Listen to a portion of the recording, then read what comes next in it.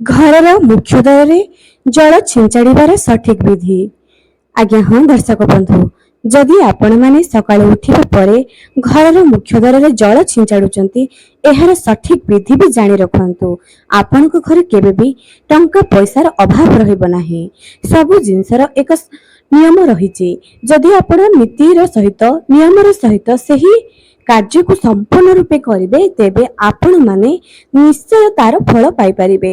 सकाळु उठिबा परे कोन आपण माने निज घरर मुख्य द्वार रे जल छिंचाड़ुचंती कि? जदि न छिंचाड़ुचंती एही वीडियो देखि सारिया परे आपनको भी इच्छा हबो जे आपण माने घरर मुख्य द्वार रे सकाळु उठिबा परे निश्चय जल छिंचाड़िबे, जहाद्वारा कि आपणक घर को बहुत सारा सकारात्मक ऊर्जा बास हबो।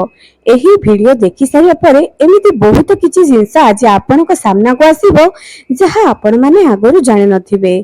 दर्शक बंधु, घरे बहुत सारा अशांति लगी रहुछि। वास्तु दोष, नजर दोष बा टंका पैसार अभाव करजरे बुड़ी बुड़ी चलुचंती। तेबे एही सबु समस्यार समाधान पई आपण माने सकाळु उठी सारिया परे घरर मुख्य द्वार रे जल छिंचाड़ंतु, किंतु तार सठिक विधि जानि रखंतु, जहाद्वारा आपण माने उत्तम फल पाई परिबे। जानिबा आगरु मां लक्ष्मी कर भक्तगण चैनल को सब्सक्राइब करी पाखरे थिबा बेल आइकन को प्रेस करि दियंतु एवं जो नियम आज एही वीडियो रे कहिबे थरुटी निज जीवन रे ताहा कार्यकारी करिकि देखंतु, निश्चय आपण माने फल पाई परिबे।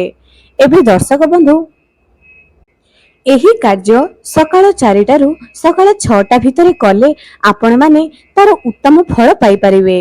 एही जिंस प्रथमे आपण माने ध्यान दियंतु। सबु जिंसर गोटे सठिक समय थाए, सेही समय रे आपण माने जदि करि देबे तेबे आपण माने 3 गुण फल पाई परिबे। प्रथम कथा तो ब्रह्म मुहूर्तर आपण मानकु एही सब उपाय करिवार अछि। जल छिंचाड़वार गोटे विधि भी रहिछि। एमिति सेमिति आपण द्वार खोली देबे जल छिंचाड़ी देबे ताहा नुआ आज्ञा गोटे नियमर सहित आपनको करिवार अछि। ब्रह्म मुहूर्त काहेकि ब्रह्म मुहूर्त रे काम करिवार अछि? केवल सेतिकि नुह दर्शक बंधु, पूर्व काल रे लोक माने दुई समय संध्या पूर्वरु एवं ब्रह्म मुहूर्त रे निजर मुख्य द्वार रे जल छिंचाड़ुथुले। एबे भी एही नियम जेउ भी व्यक्ति करूचंती तांको घरे केबे भी धन आउ जनर अभाव रहुनथि। आपनको एही कार्य दुई समय रे करिवार अछि, सकाळे एवं संध्या रे। नियम जानि रखंतु किपरि करिवे।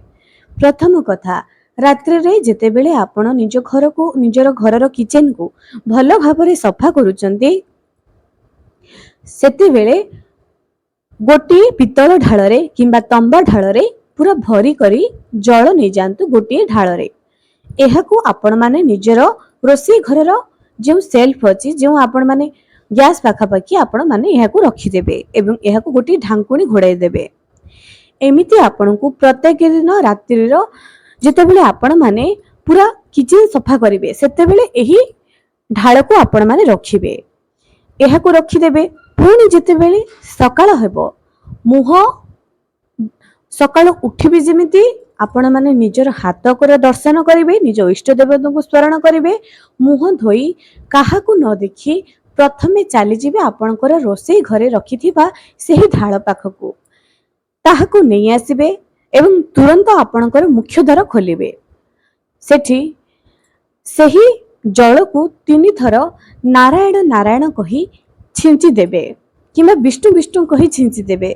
एहा द्वारा प्रभुंकर नाम रे एते शक्ति थाए जे जहाँ भी घर वास्तु दोष अर्थात रात्रि समय रे शास्त्रीय प्रमाण सहित कहू अछि, रात्रि समय रे आपणकर पूर्वज माने आपणकर घरर मुख्य द्वार रे आसिकरी रही थांती। जेते बेले आपण सकाळ तांको पानी छिंचांती मुख्य द्वार रे सेही जल से माने पाई थांती। आपणको स्नान करिवा दरकार नाही, बस केवल मुख्य द्वार रे जल छिंचाड़ी दियंतु। केते जे नकारात्मक शक्ति आसिकरी आपणको घरर मुख्य द्वार रे रात्रि समय रे अटकी की रही थांती। जेते बेले आपण माने पानी छिंचाड़ी दियंती भगवान को नाम नहीं से सबु चली जानती। जदि आपण एमिति न करंती से सबु आपणको घर को चली आसंती। तेणु सकाळ उठिबा मात्रे एही काम प्रत्येक व्यक्ति करिवा दरकार। घरे जदि करजर समस्या चालुची, जदि घरे आपण अशांति लागि रहउची, जदि घरे आपणकर टंका पैसार अभाव लागि रहउची, एही नियम आपणको बहुत शांति दबो। ଏହି ନିୟମ ଆପଣ ମାନେ ନିଶ୍ଚୟ କରନ୍ତୁ ଦର୍ଶକ ବନ୍ଧୁ। ଦେଖିବେ ଆପଣଙ୍କର ଜୀବନର ଉନ୍ନତି ଆପଣ ନିଜେ ଦେଖିବେ। କେତେ ଯେ ଶାନ୍ତି ଆପଣଙ୍କୁ ମିଳିବ ଆପଣ ମାନେ ନିଶ୍ଚୟ ଦେଖିବେ। ଏହା ତ ଥିଲା ସକାଳ ସମୟର। ସେହି ଗୋଟିଏ ଢାଳ ପାଣିରେ ପାଣି ଛିଞ୍ଚି ସାରିବା ପରେ ଆପଣ ଟିକେ ଝାଡୁ ଲଗାଇଦେବେ। ଯଦି ଆପଣଙ୍କ ପାଖରେ ସମୟ ଅଛି ତୁରନ୍ତ ମୁଖ୍ୟ ଦ୍ୱାରକୁ ବହୁତ ସାରା ପାଣିରେ ଧୋଇଦେବେ ଏବଂ ସେଠି ମା ଲକ୍ଷ୍ମୀଙ୍କର ପାଦ ପଦ୍ମ ଅଙ୍କନ କରିଦେବେ ଯଦି ସକାଳ ସମୟରେ ସମୟ ଅଛି। ଯଦି ନାହିଁ କେବଳ ପାଣି ଛିଞ୍ଚାଡି କରି ଆପଣ ଝାଡୁ ଲଗାଇଦେବେ।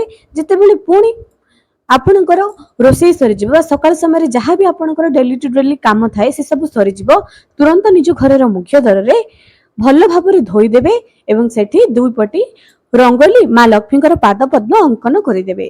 ଏହା ଦ୍ୱାରା କଣ ହୋଇଥାଏ ନା ମା ଲକ୍ଷ୍ମୀଙ୍କର କୃପା ଆପଣଙ୍କ ଉପରେ ରହିଥାଏ।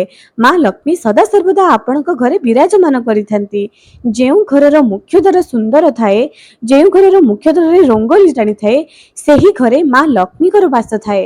କୁହାଯାଏ ଯେଉଁ ଘରର ନାରୀ ସକାଳ ସମୟରେ ଏହି କାମ କରିଥାନ୍ତି ତାଙ୍କ ସ୍ୱାମୀଙ୍କର ଭାଗ୍ୟରେ ନିଶ୍ଚୟ ଉନ୍ନତି ଆସିଥାଉ।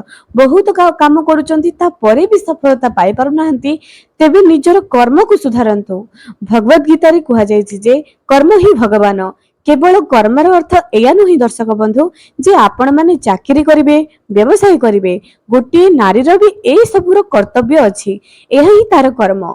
এই ସବୁ ଯେତେବେଳେ ସେ ସୁଧାରି ଦେବ ନା ତା ଘର ବି ବହୁତ ସ୍ୱର୍ଗ ସମାନ ସୁଖ ପ୍ରାପ୍ତ କରିବ। ଏହା ତ ଥିଲା ସକାଳ ସମୟର ନିୟମ। ସନ୍ଧ୍ୟା ସମୟରେ କାହିଁକି ନିଜ ଘରର ମୁଖ୍ୟ ଦ୍ୱାରରେ ଜଳ ଛିଞ୍ଚାଡା ଯାଏ ଏ ଉପରେ ବି ଆପଣ ମାନେ ଜାଣି ରଖନ୍ତୁ। ଆମେ ସମସ୍ତେ ସନ୍ଧ୍ୟା ଦୀପ ଜାଳିଥାଉ। ଯେଉଁମାନେ ସନ୍ଧ୍ୟା ଦୀପ ଜାଳୁନାହାନ୍ତି ସେମାନଙ୍କର ଘରେ ଉନ୍ନତି ହେଉନଥିବ। ରୋଗ କ୍ଲେଶ ଅକାଳ ମୃତ୍ୟୁ ଏସବୁ ଲାଗି ରହୁଥିବ। ଆପଣ ମାନେ ଦେଖିଥିବେ, ଅନୁମାନ କରୁଥିବେ। ସନ୍ଧ୍ୟା ସମୟରେ ଆପଣ ମାନେ କଣ କରିବେ, ଯେହେତୁ ସନ୍ଧ୍ୟା 6ଟା ବେଳେ ସନ୍ଧ୍ୟା ହୋଇଯାଉଛି, ଦିନର ଶେଷ ରାତ୍ରିର ଆରମ୍ଭ ହେଇଯାଉଛି, ଆପଣ ମାନେ 5:85 ପୂର୍ବରୁ ଏହି କାମ ସବୁ କରିଦେବେ। ଯେପରିକି ନିଜ ଘରକୁ ଭଲ ଭାବରେ ଝାଡୁ କରିଦେବେ। ତାପରେ ଆପଣ ନିଜର ମୁଖ୍ୟ ଦ୍ୱାରରେ ଟିକେ ପାଣି ଛିଞ୍ଚି କରି ଝାଡୁ ଲଗାଇଦେବେ। ତାପରେ ଆପଣ ନିଜେ ସଫାସୁତୁରା ପରିଷ୍କାର ହୋଇ ମହିଳା ମାନେ ସାଜ ଶୃଙ୍ଗାର ହୋଇ ଭଗବାନଙ୍କ ପୂଜାକୁ ଚାଲିଯିବେ। ସନ୍ଧ୍ୟା ସମୟରେ ଭଗବାନ ପ୍ରତ୍ୟେକଙ୍କ ଘରକୁ ଯାଇଥାନ୍ତି। ସକାଳ ଏବଂ ସନ୍ଧ୍ୟା ସମୟ ବହୁତ ଗୁରୁତ୍ୱପୂର୍ଣ୍ଣ। ଆପଣ ଯଦି ସକାଳ ସମୟରେ କେବଳ ଦୀପଟିଏ ବି ପ୍ରଜ୍ୱଳିତ କରୁଛନ୍ତି ଠିକ ଅଛି, କିନ୍ତୁ ସନ୍ଧ୍ୟା ସମୟରେ ଦୀପ ଯେଉଁ ଘରେ ବି ଲାଗିଥାଏ ସେହି ଘରେ କେବେ ବି ରୋଗ ପ୍ରବେଶ କରିନଥାଏ। ନିଜ ଘରର ମୁଖ୍ୟ ଦ୍ୱାରର ଠିକ ଡାହାଣ ପଟେ ଆପଣ ମାନେ ବାହାରକୁ ଚାଲିଯିବେ, ନିଜର ମୁଖ ଘର ପଟକୁ କରିବେ ଏବଂ ଡାହାଣ ପାଖରେ ଏରୁଣ୍ଡି ବନ୍ଧର ଠିକ ବାହାରକୁ ଅର୍ଥାତ୍ ବାହାର ପଟେ ଗୋଟିଏ ଦୀପ ପ୍ରତ୍ୟେକ ଦିନ ଜାଳନ୍ତୁ ମା ଲକ୍ଷ୍ମୀଙ୍କ ଉଦ୍ଦେଶ୍ୟରେ। ପ୍ରତ୍ୟେକ ଦିନ ଜାଳନ୍ତୁ। ଆମ ଘରେ ଅଛି, ଆମ ଘରେ ନାହିଁ, ଏହା କରିଦେଲେ କଣ ହେଇଯିବ।